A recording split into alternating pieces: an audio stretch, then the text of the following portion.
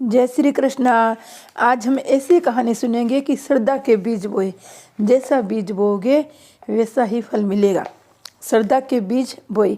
यदि हम मटर का एक बीज धरती में बो देते हैं तो उस एक बीज से मटर का पौधा उत्पन्न हो जाता है। उस पौधे में सैकड़ों फलियां लगती हैं, फिर उन फलियों से हजारों मटर के बीज बन जाते हैं। इस प्रकार हमारी एक छोटी सी शुभ या अशुभ क्रिया, शुभ या अशुभ संस्कार हजारों शुभ या अशुभ के बीज तैयार कर देते हैं।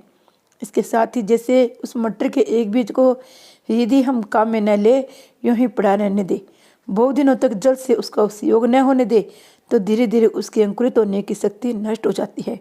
वैसे हमारे अशुभ या अशुभ संस्कारों को यदि हम क्रियात्मक रूप नहीं देंगे तो सने सने क्षीण क्षीण तक होते हुए भी नष्ट होने लगते हैं।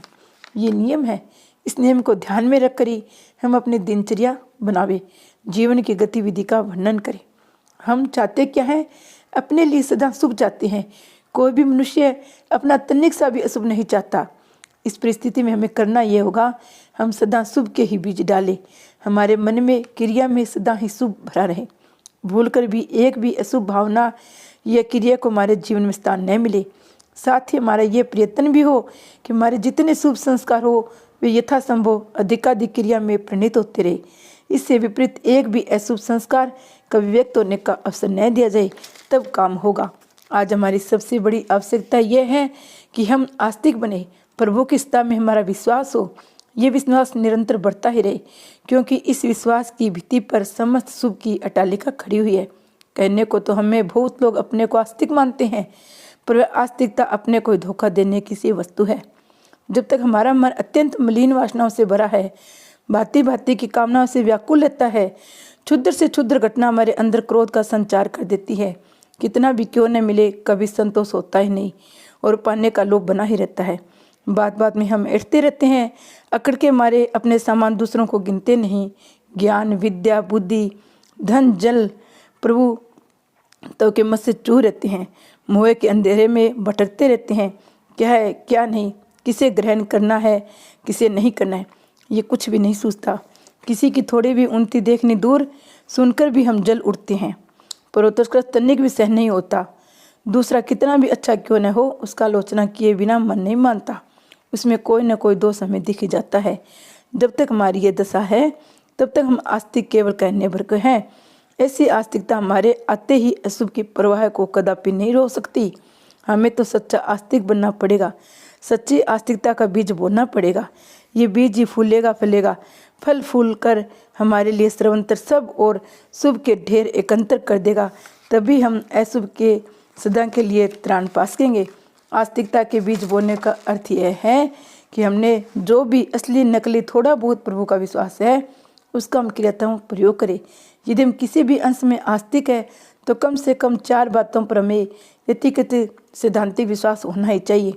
प्रभु सर्वंतर है, ऐसा कोई स्थान नहीं जहाँ वे न हो। महान से महान, क्षुद्र से क्षुद्र में नित्य स्थित है। आकाश में, वायु में, अग्नि में, जल में, पृथ्वी से बने पहाड़, पत्थर, ईंट, वृक्ष लताओं में, पौधों में, मनुष्य पक्षियों में पतंगों में, जड़ से दिखने वाली कुर्सी में, टेबिल, खूंटी, पुर्जा, धोती, कुर्जेटी, पतलून, कालर, घड़ी, समस्त भौतिक विकारों में हमारे संपर्क में आने वाली इन समस्त वस्तुओं के अणु अणु में वे पूर्ण हो रहे हैं। सूक्ष्म भूत में वे समाये हुए हैं।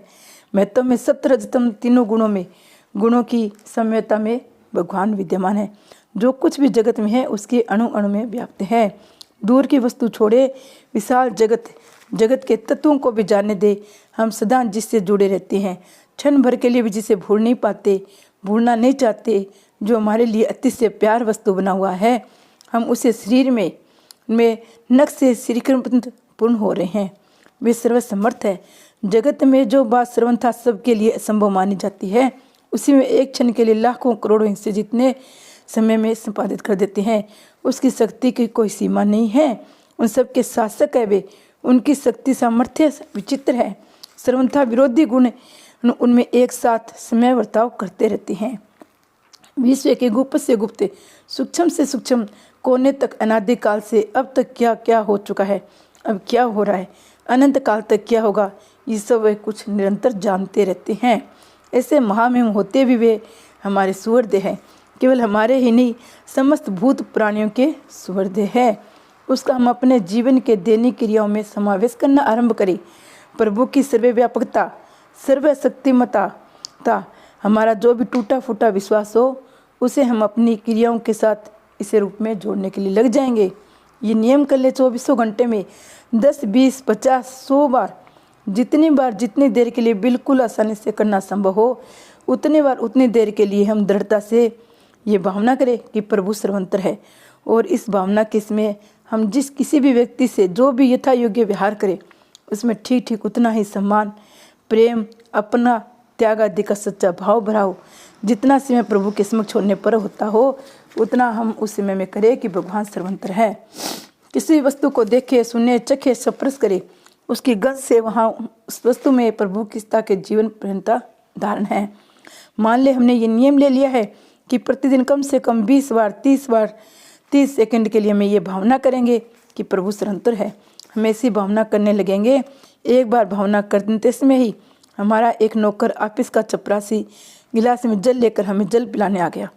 अब हम उसमें ठीक ठीक ये अनुभव करने का प्रयास करना चाहिए प्रभु जगह सर्वंतर है। तब इस नौकर में भी अवश्य ही अतः नौकर या चपरासी के वेश में ही वे पधारे हैं। उसके प्रति हमारे मन में ठीक वैसे सम्मान, प्रेम, अपनापन होना चाहिए। हमें ये मानना होगा कि भगवान सर्वंतर अंतर्यामी है।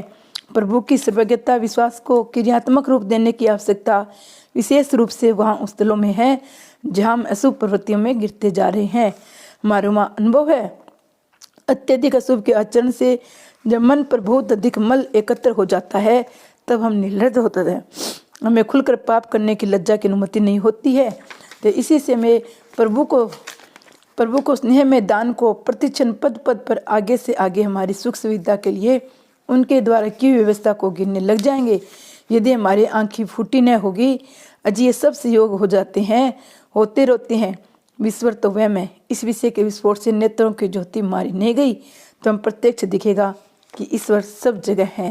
अहंकार गया, सारा विकार विलीन गया हो गए, समस्त अशुभ प्रशांत हो गए। अविशिष्ट रहे एकमात्र प्रभु, न रहे हम, न रहा हमारे लिए जगत।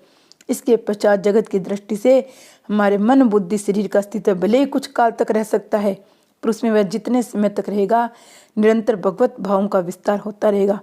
परम शुभ का प्रभु में श्रद्धा मरने करने का, प्रभु संबंधी श्रद्धा के बीज को बोते रहने का यही परिणाम होता है। इसलिए हमें श्रद्धा के बीज को बोना चाहिए। सुलभ श्रद्धा को क्रिया में उतार कर हमें सदा आगे बढ़ता रहना चाहिए। जैसा बीज बोएंगे वैसा फल ही मिलेगा। जय श्री कृष्ण भगवान ने की जय।